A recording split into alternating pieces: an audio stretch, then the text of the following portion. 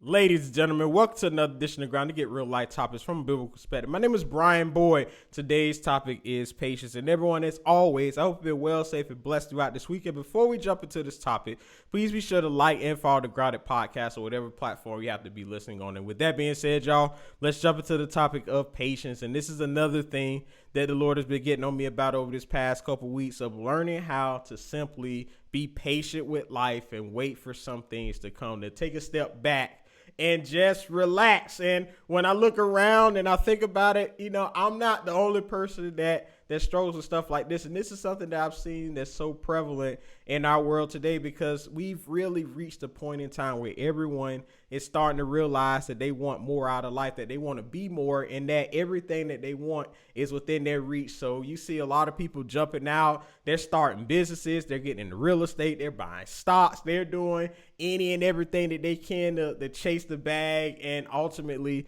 accomplish the goals that their heart desire. But on the opposite side of that, you also see the drawbacks of those things over time, because you see people, they start to get frustrated. They start to get impatient. They start to get irritated by the fact that their goals are not being accomplished in the times that they think they should be. Everything isn't coming to them in the space that they think that it should be coming in, and they're not coming definitely within the time span that they expected. And when it comes to those things in life, you just have to understand first and foremost that life, that's just the way it is. To simply put, because things aren't going to always come and things aren't going to always happen at the time that we happen to. And sometimes in life, while things may come faster than we expect, there may be times where we have to wait longer than we predicted in order to receive those same thing. And I want to talk with this from the perspective of Ecclesiastes 9 and 11. This is actually one of my favorite verses in the Bible, because it basically breaks down everything that we think we need to be successful in life. Sometimes we think we have to be fast in life. We have to be brave. We have to be wise. We have to be smart. And we have to be skillful in order to achieve all of our goals. But Solomon in this particular verse tells us that time and chance happens to everyone. Just because we may have all of these things, we may have all of the qualities that we need to be successful, doesn't mean that success is going to come to us as soon as it can. It doesn't mean that it's just going to happen overnight for us. Sometimes we have to use the skills that we have in the time that we're in and wait for that time and that opportunity to come. And with that being said, y'all, we're going to break down this verse, and I'm going to break down each and every one of these points. And to start that off, we're going to read Ecclesiastes 9 and 11, because it reads that I return and saw under the sun that the race is not to the swift, nor the battle to the strong, nor yet bread to the wise, nor yet riches to men of understanding, nor yet favor to men of skill, but time and chance happen to them all. And everyone, just to give you a quick perspective of this verse, once again, this is written by King Solomon, one of the wisest and richest kings on the face of the earth. If you've been watching Grounded for a while, you know I talk about Solomon a lot. And one of the things that's so interesting about this is, with Solomon being one of the wisest and richest men in the earth, even he understood that time and chance happens to people, that life isn't more so about what you have, but it's the time that the opportunities come to you that matters the most. And the first point that I want to really touch on here is that the race is not to the swift. And every time I read this particular part of the verse, I slightly get convicted by it, because to an extent, if you know anything about me, if you've been listening to Grounded for a while, you know that your boy is a pretty progressive person. I'm always talking about not being comfortable. I'm always telling you to go after the things that you want. And while those things are good, once again, because we're in that age of progression and becoming who we're meant to be, it comes at a large drawback, because the more energy that we put out there, the better chance it takes for us to get burnt out from the things that we're doing. And when we get burnt out, that can either occur from a physical sense, that our bodies can't literally keep up with the work that we're doing, or our minds will tend to fade away in the opposite sense. We'll get to a point where we start to get bored, we get complacent, and we get tired of the things that we're doing. And when we get tired of things, as part of human nature, our minds tend to wander somewhere else. Our minds tend to wander off of the things that we're supposed to be focusing on. And when that happens, both of those things will cause us or prevent us from achieving the things that we're supposed to do. And I'm here to tell you today, and I'm talking to myself once again, is that when it comes to these things in life, you have to take the time to just enjoy life as it is. Sometimes you have to take a step back. sometimes you may have to schedule time or schedule whole days where you just do nothing at all. You just sit back and relax outside of your regular work and just enjoy life for what it is. And I'm telling y'all this because this is something that happens quite often, man, because it's so easy to get burnt out. It's so easy to sit back and want to give up or not just do anything at all. But when those times come, understand that you may be one of those people that maybe suffer from this. You may be suffering from being burnt out. And when those times happen, don't force yourself to work. Take a day, take some hours and just sit down and relax. Read a book, take a walk, go to the beach or something. But whatever it is, whatever you decide to do, don't work on the stuff that you're supposed to do. And I know that sounds counterproductive. I know that sounds like we won't achieve your goals, but I'm telling you, it's better to do this now. It's better to take these few minutes or these couple days and relax than for you to get down the line and you break off of what you're supposed to be doing completely. And another thing that I want to talk about when it comes to life, you may be on the complete opposite end of this. You may be in your mind, you may be so confident, you may be so believing that you're going to achieve the things that you're going to do that you get down the line, you've made so much progress in such a fast state that you get comfortable with the progress that you've made. And because you've made that progress at such a fast rate, it may cause you to get comfortable in the situation that you're in. And that's exactly what happened in the story of the tortoise and the hare. It wasn't the fact that the rabbit was faster, but the rabbit decided to take a nap halfway through the race because it thought that the turtle would never catch up to it. And at the end of the story, as you all probably know, the tortoise ended up winning the race because the rabbit fell asleep and didn't wake up until the race was almost over. And that comes to the second part of this thing too, is that when it comes to life, yes, you may be overqualified. Yes, you may have everything. And yes, you may have made a lot of progress in a short amount of time. But when it comes to that, you have to keep going. You cannot allow yourself to get comfortable. And once again, if you keep going and you feel like you need to take a break, take a short break. But after that, get back on track and keep going. All right. Moving along, though, the second thing I want to talk about is it says that the battle is not for the strong. And this point here brings you to the thing that you can have everything in life. You may have all of the skills that you need to make it through. You may have everything that you feel like you need in order to win the race or the battle or the situation that you're in. But there's also a chance that you can end up losing. And we've seen this so many times. We've seen this in our popular culture all the time. We see it in sports. We see it in politics. We see it in the judicial system. And we even see it on a day-to-day basis. And one of the things that I think about where it says the battle isn't meant for the strong is I think about Mike Tyson. Back when he first lost against Buster Douglas back in the 90s, man. And that's something that nobody saw coming. If anybody grew up in that time, you knew that Mike Tyson just dominated the world at that time. And he was unbeatable. That's why they called him Iron Mike, because he was knocking world champions out in the first round. They weren't making it a minute in, and Buster Douglas beat him.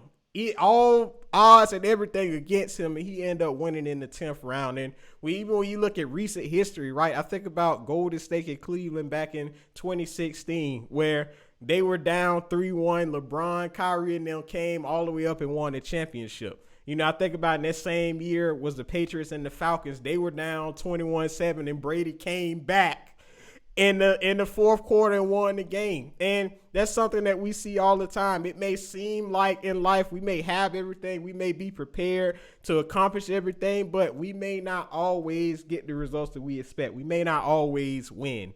And when it comes to that situation, you have to always understand and just be humble in it. And don't get overconfident. Don't get too cocky about the situation that you're in. You have to understand that, those things happen too. You may have everything that you may need to win the battle, but that may just not be your day. That just may not be your time. And you have to be able to get to a point to accept that you may not be ready. You may have everything that you need, but that may not be your time for you to succeed.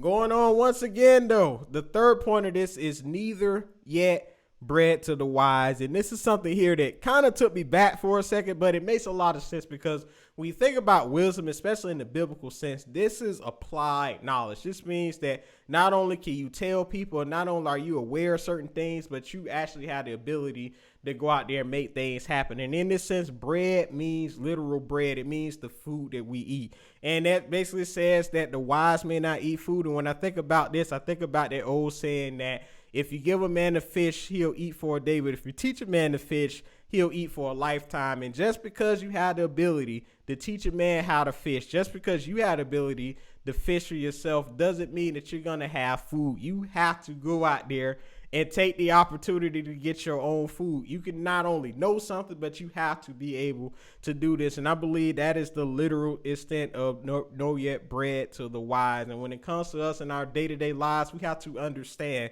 that not only do we have to know things, but we have to do those things in order to take care of our needs, in order to take care of our food. Because I can have a world of knowledge in my mind. I can know the secrets to the stock market.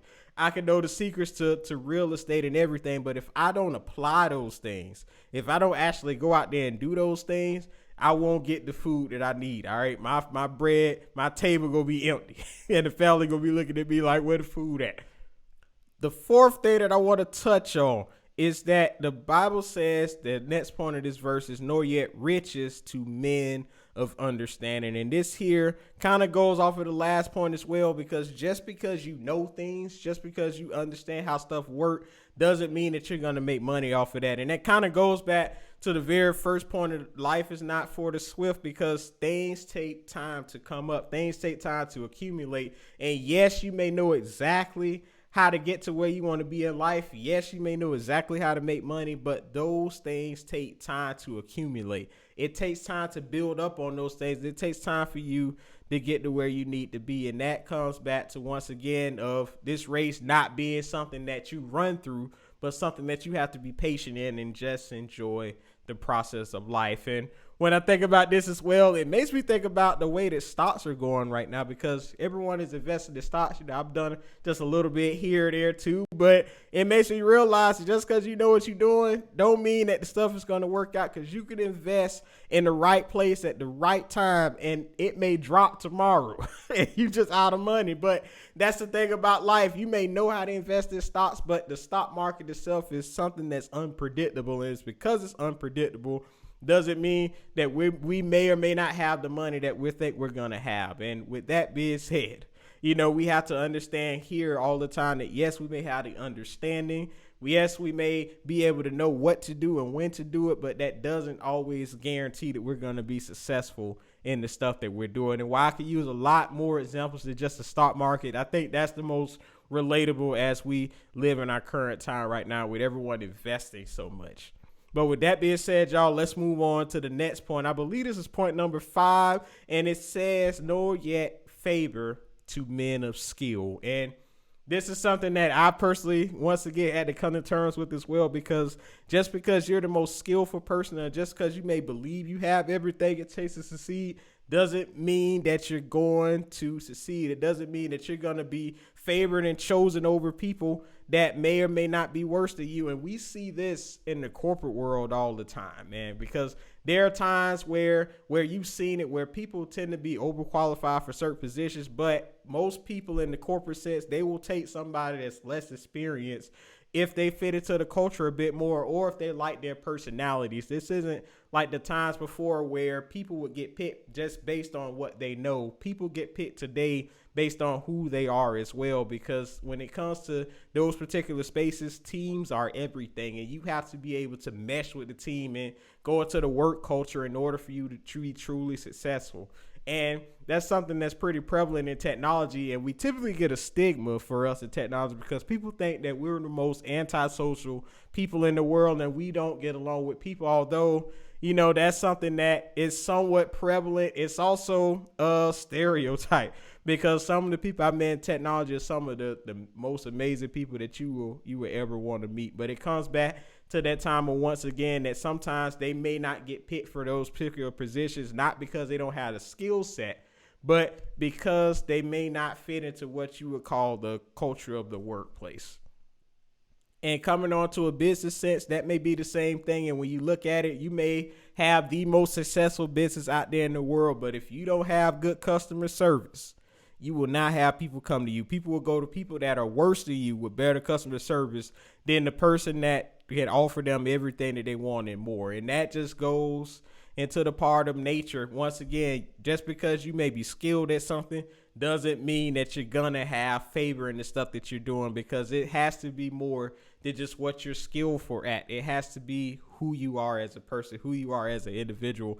And that's something that you have to understand at the core point at the end of the day. It's not just what you do, but it's how you do it and who you are at the core. And last but not least, y'all, the last point of this, which ties up this whole message, is that time and chance happen to them all. And when you look at every single point in this particular context, you will see once again that all of these things talk about how the person that you would believe would win in life isn't the person that always win. It's time and chance, because yes, you can have everything in the world. Yes, you could be qualified. Yes, you could be fast. Yes, you could be brave. Yes, you could be wise. And yes, you may have understanding. You may know what you're doing. But the thing is, if you don't have the patience to wait for these opportunities to come sometime, you may miss out on them. And that's exactly what Solomon is saying. Yes, you may be qualified, but you have to be patient with life. And this is something that comes, and this is a harsh reality to take in, but it's something that a lot of people have to realize, myself included, because I've done a lot of stuff in life, y'all. Your boy has, I don't talk about my stuff all the time, I don't talk about my accomplishments, but your boy done lived a pretty decent life, man. And a lot of the stuff, happened because I kept going, I kept progressing, I kept trying to be the person that I envisioned myself being. But on the opposite side of that stuff too, there were some things in life I just had to wait for. Like, there's things I just could not rush. I could not rush my time in college. I could not rush the time in my career. And even when it comes to talking on Grounded and all, I can't rush this process here. I can't rush the process of becoming a better speaker. I can't rush the process of becoming a better editor. I can't rush the process of becoming a better person. These are just things that happen over time. And honestly, this is one of the hardest realities where you have to come and face it, though, that everything comes through time. That there are some things in life that you just cannot force. No matter how hard you try, you have to wait. You have to be patient.